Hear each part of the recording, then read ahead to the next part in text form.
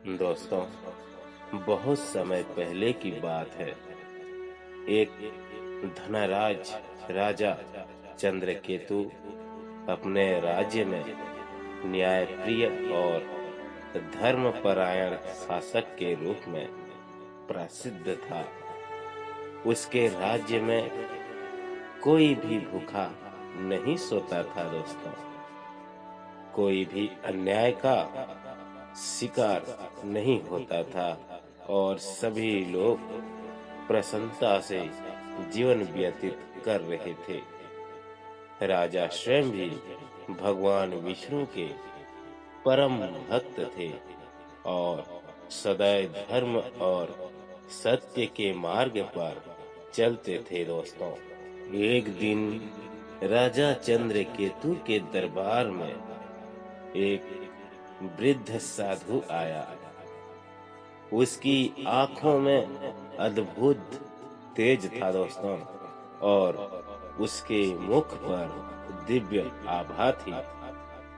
राजा ने आदर पूर्वक उन्हें आसन दिया और चरण स्पर्श कर उनका स्वागत किया।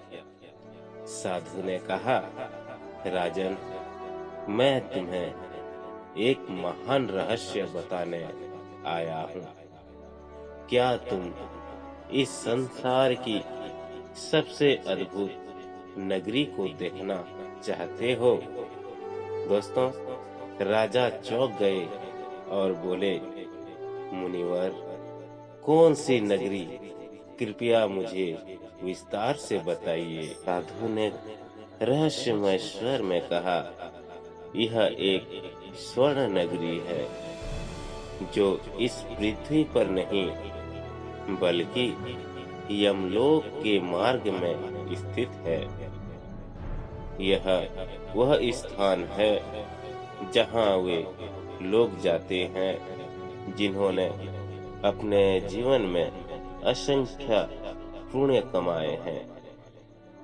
वहां के भवन सोने से बने हैं, गलियां रत्नों से जुड़ी हुई है और वहां हर समय मधुर संगीत गूंजता रहता है। राजा आश्चर्य में पड़ गए दोस्तों और बोले, मुनिवर, क्या मैं उस नगरी को देख सकता हूँ? साधु मुस्कुराए और बोले, हाँ राजन, किंतु इसके लिए तुम्हें एक कठिन यात्रा करनी होगी। राजा चंद्रकेतु ने अपनी रानी और मंत्रियों को बुलाया और उन्हें अपना निर्णय सुनाया कि वे इस यात्रा पर जाना चाहते हैं। राजा की प्रजा चिंतित हो गई, लेकिन राजा ने उन्हें आश्वासन दिया कि वे शीघ्र ही लौट आएंगे। साधु ने राजा को एक विशेष मंत्र दिया और कहा, राजन, इस मंत्र का जाप करके तुम अपनी आत्मा को शरीर से मुक्त कर सकते हो और यमलोक की यात्रा कर सकते हो। लेकिन याद रहे, तुम्हें जो कुछ भी वहां दिखे उसे ध्यान से देखना और समझना। राजा ने वैसा ही किया दोस्तों। मंत्र जाप करते ही उन्होंने अनुभव किया कि उनकी आत्मा शरीर से बाहर निकल रही है और वे प्रकाश की एक तेज धारा के साथ ऊपर की ओर बढ़ रहे हैं। कुछ ही क्षणों में राजा ने स्वयं को एक अद्भुत नगरी में पाया और चारों ओर स्वर्ण महल खड़े थे।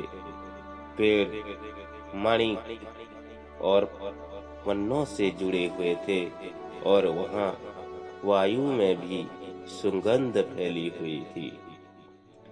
हर दिशा से वेद मंत्रों का मधुर स्वर सुनाई दे रहा था। वहां के निवासी दिव्य आभा से युक्त थे और सभी प्रसन्न दिख रहे थे। राजा ने एक संत से पूछा, यह कौन सी नगरी है और यहाँ आने वाले लोग कौन हैं? संत ने कहा, राजन, यह पुण्य लोक है। यहाँ वे लोग आते हैं जिन्होंने अपने जीवन में दान, सेवा, भक्ति और धर्म का पालन किया है।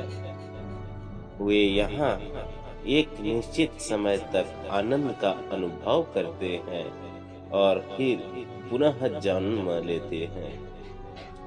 लेकिन ध्यान रहे, यह स्वर्ग नहीं है, यह केवल एक स्थायी स्थान है जहाँ पूर्ण आत्माओं को उनके अच्छे कर्मों का फल मिलता है। दोस्तों, राजा को यह सुनकर आश्चर्य हुआ। उन्होंने पूछा, तो क्या यहाँ के निवासी सदा के लिए नहीं रहते? संत ने उत्तर दिया, नहीं राजा, यह केवल एक विश्राम स्थान है। जब पुण्य समाप्त हो जाते हैं तो आत्मा को पुनः जन्म लेना पड़ता है।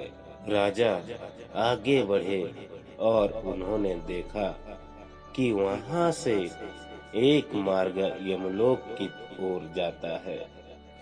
उन्होंने उस मार्ग पर चलना शुरू किया तो वहां का दृश्य बिल्कुल भिन्न था।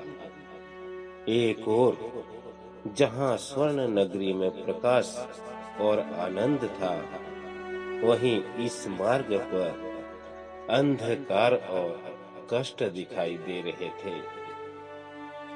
उन्होंने देखा कि कुछ आत्माएं पीड़ा में थी, वे कराह रही थी और उनके चारों ओर भयंकर यमदूत खड़े थे। राजा ने एक यमदूत से पूछा, ये कौन है और इन्हें इतनी पीड़ा क्यों हो रही है?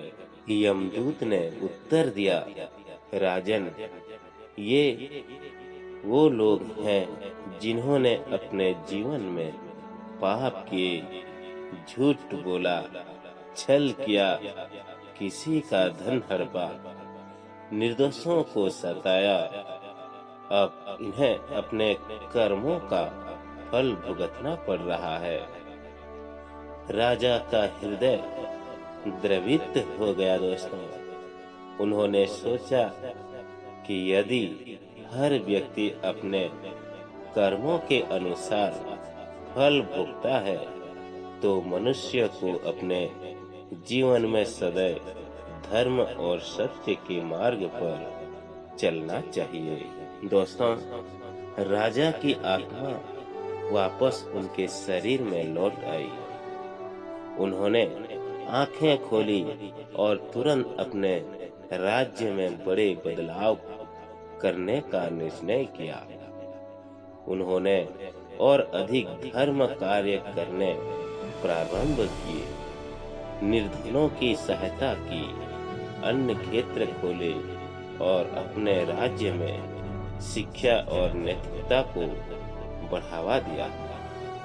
उन्होंने अपनी प्रजा को एक ही संदेश दिया। दोस्तों, मनुष्यों को अपने कर्मों के प्रति सजग रहना चाहिए, क्योंकि मृत्यु के बाद केवल कर्म ही हमारे साथ जाते हैं।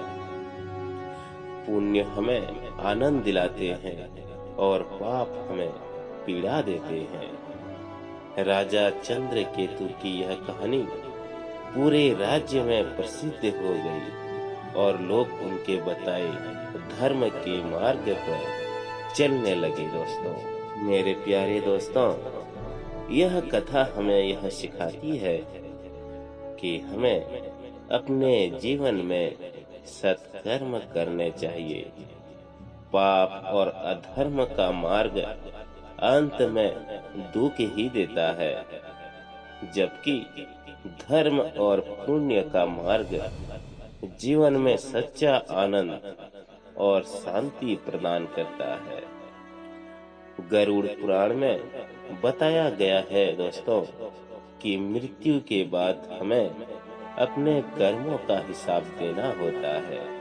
इसलिए हमें सदैव अच्छे कर्म करने चाहिए। दोस्तों, यही था राजा चंद्रकेतु का एक प्रेरणादायक कहानी। आप लोगों को ये कहानी जरा सा भी अच्छा लगा है दोस्तों, तो एक लाइक जरूर कर देना और कमेंट बॉक्स में जय श्री नारायण जरूर लिखना।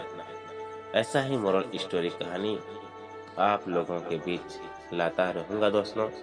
तो जितने भी मेरे माताएं बहनें हैं, सभी से हाथ जोड़ करके निवेदन करता हूं कि अभी तक मेरे चैनल को सब्सक्राइब नहीं किए हैं तो कृपया चैनल को सब्सक्राइब जरूर करें और ऐसा ही प्रेरणादायक मोरल स्टोरी कहानी पुराणिक से रिलेटेड सुनने का आनंद प्राप्त जरूर करें। तो चलिए दोस्तों, आज की कहानी में इतना ही। मिलेंगे एक नए मजेदार मोरल स्टोरी कहानी पर। तब तक के लिए जय हिंद, जय भारत।